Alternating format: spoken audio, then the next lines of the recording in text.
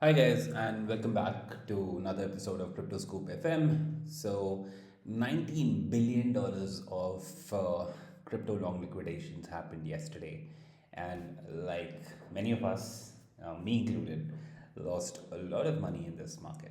So, I know how you're feeling. I know it is painful. I've heard stories from some friends who've lost a lot of money. Some people are even contemplating leaving the crypto market or worse. But I want to tell you, why today in this video, basically, I want to cover two things. One, why did this happen? What happened? What really unfurled? And how we can navigate from this pain. And two, more importantly, is the bull market still on? Is it still on? I know nobody cares, nobody wants to know, and maybe they're just too angry right now. But it's important that we zoom out, and by zooming out, we will be able to see the big picture, and by seeing the big picture, we will be able to make better investing decisions. And that's basically what all of us want to do at the end of the day, right? So yeah, I'm gonna keep this video fairly short and see how we go from there, right? So I first want to basically start with the Bitcoin chart. As you can see here, let me just, yeah, as you can see here, we had a correction on the daily. If we look at the daily chart, the price of Bitcoin essentially moved all the way from 123, right? 123 to 112, right? Or actually much below. It went to 105 on this long candle here and it recovered quickly. And right now it's closing another day, like um, another day in the red. So currently kind of trading around 112. And I feel like, when you're so zoomed into a chart, it's easy to maybe feel like, okay, this is all over. But I want to show you something. Like if I move or switch this to a weekly chart, what you see on this chart is a couple of things, and let me explain. This blue line that you see, which is up there, is the 30-week simple moving average, right? And if you watch closely, actually, let me just hide these drawings for a second.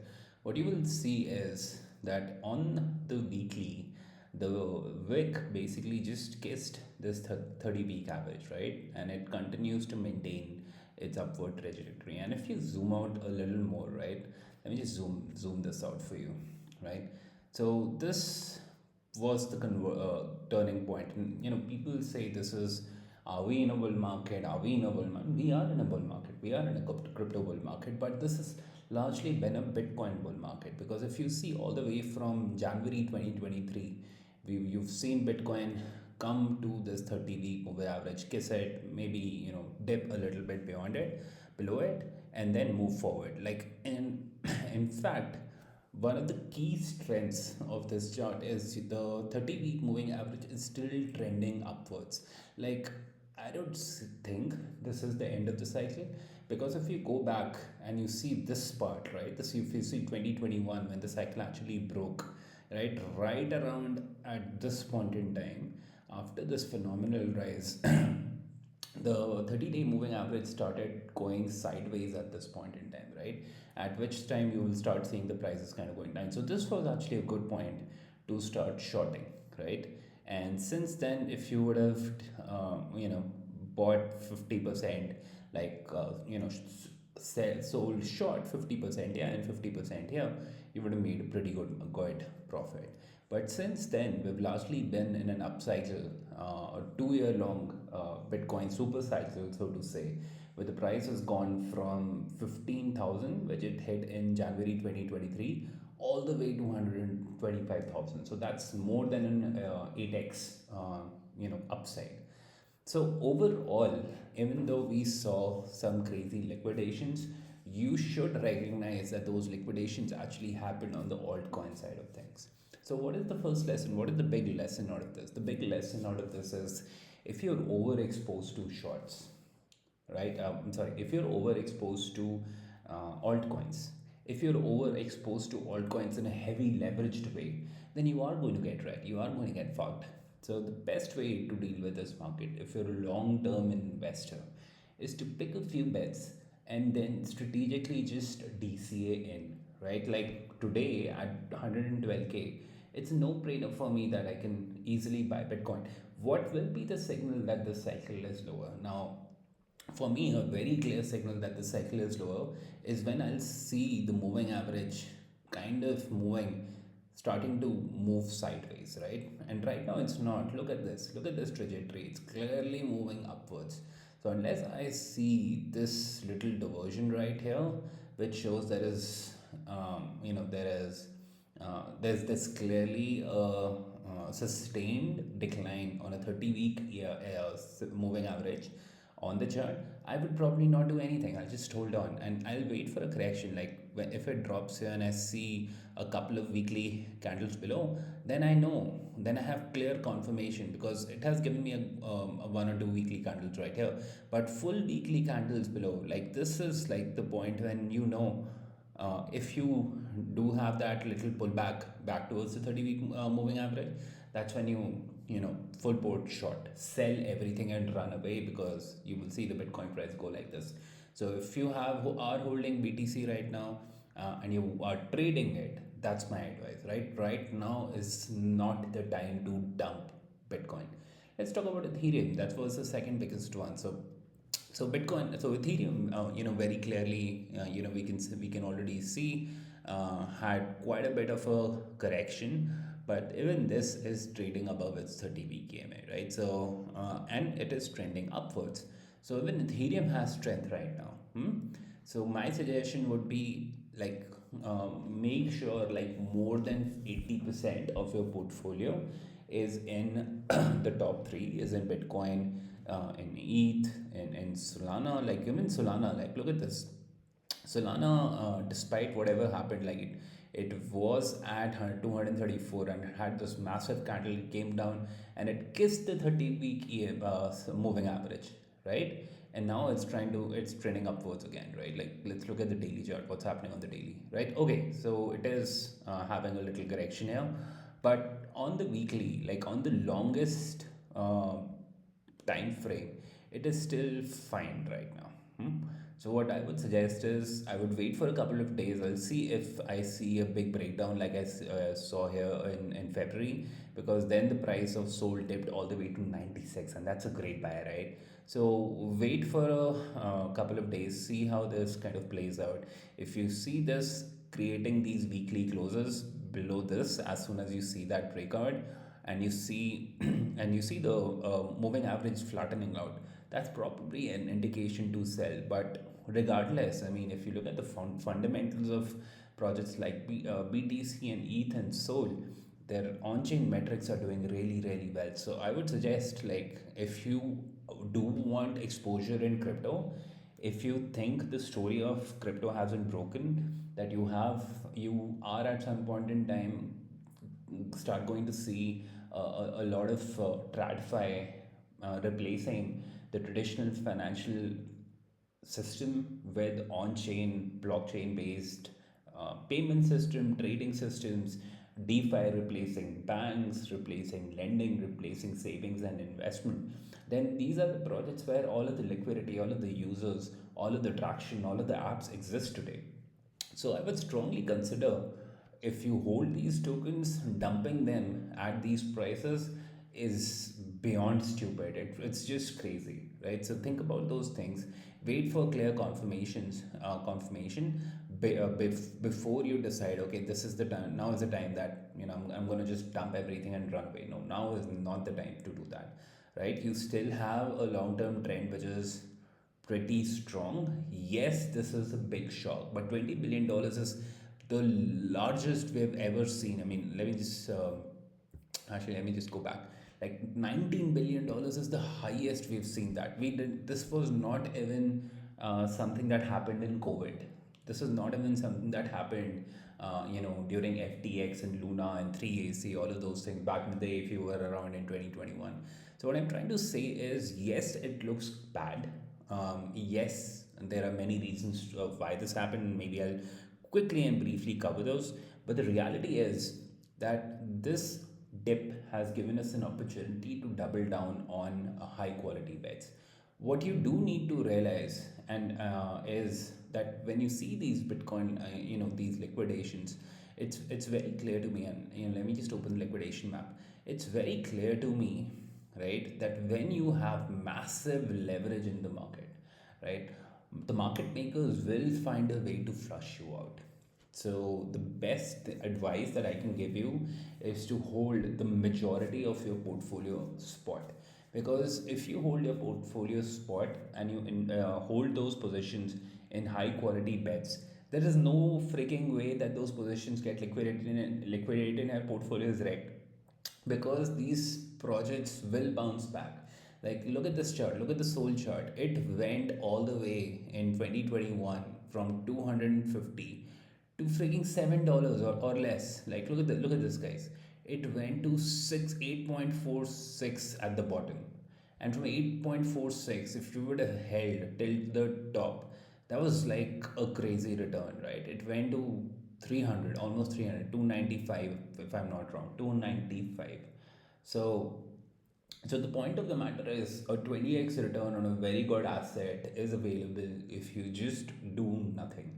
If you don't play with leverage, if you DCA in and out over the long period of time, you would have had an average price on Solana at 120, and you would be very comfortable sitting in at a 180 even if we had this, 35%, 30% correction. Let me see how much it was.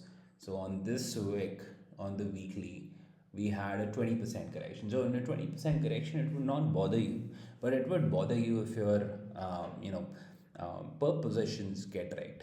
So this was what happened in the market, right? We still have, we now have more shorts in the market than longs, approximately $1 billion of shorts still in the market. So more folks are expecting the price to basically fall further.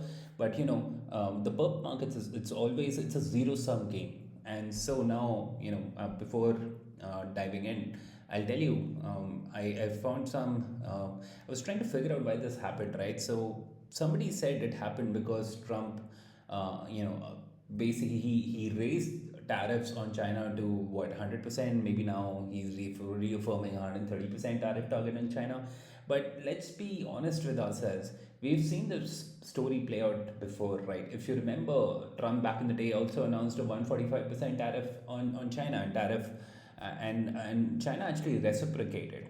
But what happened? Nothing happened to the market. So this is not something that is just a function of uh, of tariffs. We've been seeing this tariff game being played out. The market doesn't care. So why would the market suddenly care about tariffs again? Because we know Trump keeps flip flopping between them. Like, if he sees there is some resistance coming from the other side, he buckles under pressure very quickly and he changes season. So for me, the liquidations that I'm seeing today, yes, the tariff news did have an impact, but it isn't as big as people are thinking. The real challenge to what happened was, and some, and actually this dude, Doug Coolkit, he did a very interesting blog about it. The foundation of today's leveraged flush was actually ADL, or auto deleveraging. And now I'm not going to take you through the entire thread, it's a pretty long one. But the basic premise of this is, when in market periods of high volatility, what usually happens is, the only thing that you need to understand here is about how the perp market really works. So basically, in a perp market, you're basically trading a derivative, and a derivative is an instrument, a financial instrument, which is basically just deriving its price from an underlying asset. So that underlying asset is the price of Bitcoin on the spot market, or any asset, any crypto asset, any stock or anything else, gold or whatever, in the real market, and that price is reflected on chain through an oracle or a price feed, right? Now you have for this market to complete, you have longs and you have shorts. Basically, traders who want to bet on the increase in price, they are the ones who are called longs, and traders who are betting on the fall of price, they are called shorts. And so the only way the pop markets work, it's a zero sum game, right? So for shorts to win, longs must lose, and for longs to win, shorts must lose, right? So when do longs lose? Longs lose when the price declines. That's when shorts make money, because what shorts are doing is they are borrowing the tokens in the market and selling it right now with the expectation that the price will fall down, and they will be able to buy and return that to the market at a later point in time, right? That's the basic idea of doing a short. Now that really doesn't happen, that delivery doesn't happen in perps, but the basic functioning is like that, right? So it's a zero sum game, and what happens is in periods of when the markets are normal, like normal things are happening, the whole system kind of self balances itself, right? But when you have periods of high volatility, which is exactly what happened yes day before yesterday and yesterday, we saw a lot of short positions, because now longs can no longer keep up, right? Now, because longs are getting wrecked and shorts are making a lot of money, the exchange can't keep up because you don't have any enough bidders on the other side. And when you don't have enough bidders on the other side, they start auto deleveraging the positions. Basically, that's what auto deleveraging means. If you are a profitable short position trader, they basically just remove your position. That's all it means, right? So because that they start removing your position, your margin also gets starts getting wrecked until the system finds balance. So this is not now, I don't know, there are like stories going around that Binance did it, some market makers did it, exchanges did it. Maybe they did, maybe they don't. Do they do it? Yes, for sure they do it. Did they do it this time around? I'm pretty sure there was some cascading effect, that like some hedge fund, some exchange must have had an issue for something like this to just unfold. And these there are lessons in here for us as an investor, like how much leverage should we take, how much are we comfortable with. Like I had 5 or 6 leverage long positions at a 5x leverage, and all of them got red. like um, uh, like people lost money even if they were only up 2x in leverage. So all the way up to 1.5x, everything got right. So the moral of the story is, with this new knowledge or this thesis now, it's very important that we realize the power that leverage has. And no matter how much we say, we talk about the sex versus flex debate. I mean, I literally saw all of these liquidations have happened on hyperliquid, right? So just by having something on chain doesn't mean that it will be able to stop your liquidations. In fact, I even read that many people's stop loss didn't hit. Their limit orders did not hit. So really, we are operating in a system which is a wild west, guys. So my advice, um, please understand, you have to play this game smartly. You can't go crazy. You have to think about your future opportunity cost. And if you gamble everything away, then you have nothing left. So in short, bad day, but not worse. Is the cycle gone? I don't think so. At least the BTC chart doesn't show me. But yes, I do look at the the total three, like basically the all chart against BTC, and you can already see, if I zoom this out, like this is what an alt cycle look like, right? So this happened in 2017. Then this happened. Actually, let me just find a page. So this is what an on cycle looked like. This was 2017. Sorry for my pathetic drawing, but this was 2021. And are we seeing anything like that? So there are all of these so-called experts who are saying we are in an alt cycle. Where is the alt cycle? Where is this big box? It does not exist.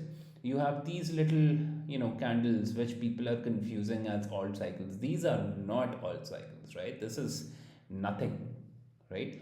So be aware, like read the chart. It's very clear looking at this chart that there is no alt cycle. So because there is no alt cycle, and look at Bitcoin dominance. Bitcoin dominance went all the way up to 63, and right now it's trending at 60.39 and still trending upwards, right? What are these charts telling me? The only thing to know about these charts is that we are squarely in a BTC bull market. And because we are in a BTC bull market, we need to recognize that a majority of our capital has also should also sit in Bitcoin. So that is it, guys. That is it from today's video. I hope you enjoyed it. I know dealing with losses is difficult. I know it takes a lot of, you have to go through a lot of pain. I actually lost a lot of money in this market as well, but that's okay. We live and learn. My only advice is don't go crazy. If this is actually a good moment to take a small break, journal how you're feeling, write down your thoughts. What is the information that you're consuming? Who did you trust? Was it your conviction bets, or were you watching some YouTube videos when you were buying those coins? And always understand the macro meta game that is happening in the exchanges, right? Exchanges are there to make money. It is a casino, and the casino always wins. So on the other side, it's a zero sum game. For one trader to win, another one has to lose, and in some cases like this, in extreme volatility, both can lose because the exchange can't lose. So know the rules of the game that you're playing, because if you're not aware of these rules, you will keep on making mistakes. Now, finally, very quickly, I do have a bunch of very interesting reads on this matter. In fact, this one by Doug was a very good read. This one by Donini was also a fantastic read. Then I read another one by, I think it was, where is it? There was another one, I can't figure it out which one it was. I think it was this one only. So yeah, Donini. I will leave the links to these videos at the bottom, and you should check it out. Until then, guys, I know, painful, but I have good news for you, because Bitcoin, buyers continue to acquire, like, 11 straight days of triple digit Bitcoin buying. Even on 10th of October, we had $75 million of positive Bitcoin buying, even though we saw a decline in Ethereum.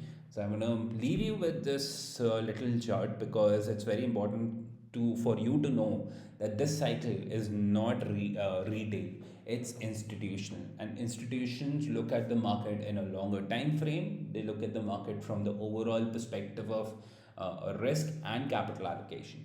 So keep those things in mind when you're planning your portfolio strategy. We're still in a bull market, guys.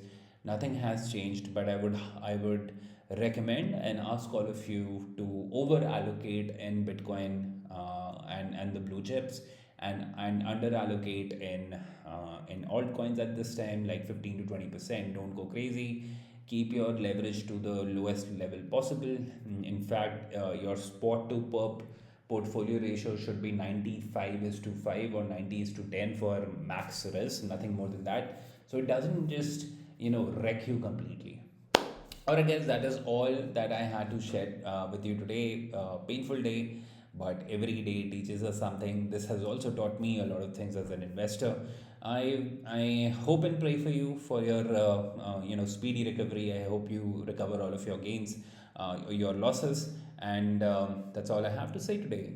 That is all in today's video, guys. I hope you enjoyed it. If you did, don't forget to subscribe and share this video with your friends who might have lost money in the market, and drop your comments below. What do you think about this video?